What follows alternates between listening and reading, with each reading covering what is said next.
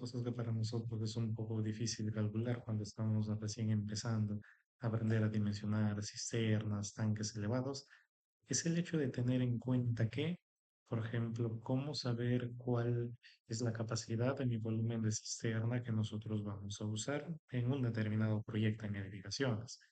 Entonces, para ello hay un paso previo, ya que tiene que ver con la dotación. Esa dotación tiene que ser definitivamente calculada en función a si es que va a ser una vivienda unifamiliar, si es que va a ser un centro educativo, si es que va a ser un centro hospitalario. En función a eso, nosotros vamos a calcular la dotación, la cantidad de agua que nosotros necesitamos todos los días. Pero lo primero que siempre se calcula es luego de esa dotación diaria, puedes calcular el dimensionamiento de mi cisterna. Entonces, lo que nos dice la norma es que nosotros deberíamos de tomar en cuenta tres cuartos de la dotación, es decir, multiplicar a esta dotación diaria que nosotros tenemos por el 75% y eso nos dará un aproximado de cuánto debería de ser el volumen de nuestra cisterna para la edificación en la que nosotros estemos diseñando. Ahora, hay dos detalles para tener en cuenta acá. El primero es que nosotros sí podríamos redondear a por exceso, ¿ya?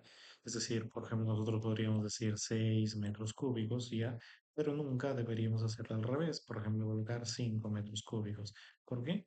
Porque la norma nos establece y nos dice que lo mínimo que nosotros deberíamos de usar de la dotación diaria para mi cisterna es cuando menos tres cuartos de la dotación, ¿ya? Si es que ustedes usan un poco más, no hay ningún problema.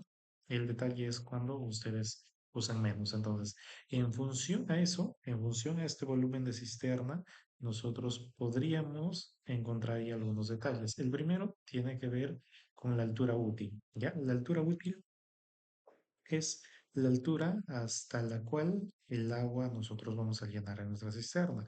Recuerden que, por ejemplo, una cisterna, cuando la diseñamos, no la diseñamos para que el agua llegue hasta el borde. ¿Por qué? Porque número uno, hay una tubería de entrada, ¿ya? Número dos, hay una tubería de desfogue que también se tiene que diseñar. Y número tres, solo nosotros podemos diseñar hasta esa altura. Además, hay algunos detalles, como por ejemplo la norma nos dice que cuando menos desde la tapa hasta la entrada deberíamos tener 20 centímetros. Y cuando menos desde el eje de acá de la entrada de agua hasta el eje de salida de la tubería de rebose debería haber 15 centímetros y desde acá la tubería de rebose hasta la altura máxima que puedo tener yo agua en mi cisterna debería de haber 10 centímetros, 20, 15, 10. Entonces, con esos detalles nosotros ya no podríamos decir que nuestra altura útil es todo toda la altura de nuestra cisterna, ¿ya? Entonces, con esos detalles, finalmente concluimos en lo siguiente. Número uno, que nosotros podríamos hacerlo de manera rectangular y eso ya va a depender ya mucho de cómo nosotros queremos hacerlo a nivel de, por ejemplo, de proporciones, si es proporción 1.5, si es proporción 1.2, es decir, si por ejemplo es 1.5, por cada metro que tenga el lado B, el lado L, B tendrá 1.5 metros. Entonces, esa es la manera en cómo nosotros vamos a trabajar. Pero si es que nosotros quisiéramos tener también una sección cuadrada, pues entonces nosotros deberíamos de tomar en cuenta esto de acá. Las fórmulas están acá para nosotros poder sacar, ¿ya? Entonces, con eso nosotros podríamos comprobar. Pero hay un último dato que hay que tener en cuenta y que es el borde libre. Nunca se olviden que la altura útil más el borde libre es la altura final interna que yo voy a tener de este caso que sería mi cisterna, pero hay que considerar algo más, que siempre esta altura debería ser cuando menos 1,75, 1,80. ¿Por qué?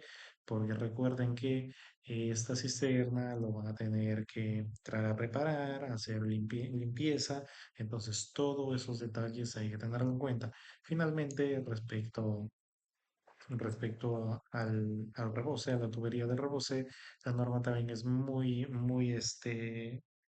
simple en ese aspecto y nos dice que cada vez que nosotros tengamos hasta 5.000 litros, es decir, 5 metros cúbicos, pues nosotros deberíamos de tener en cuenta que cuando menos deberíamos usar una tubería de rebose 2, pero cuando nosotros vamos desde los 5.001 litros hasta los 12.000, ya deberíamos de considerar cuanto menos 3 pulgadas para nuestro diámetro del rebose de nuestra cisterna. Espero les haya gustado, espero les sirva y pues si es que tienen alguna duda, nosotros tenemos un curso que está próximo a empezar que nos ayudará, que les ayudará a aprender absolutamente todo respecto de instalaciones sanitarias en edificaciones. Contáctenos.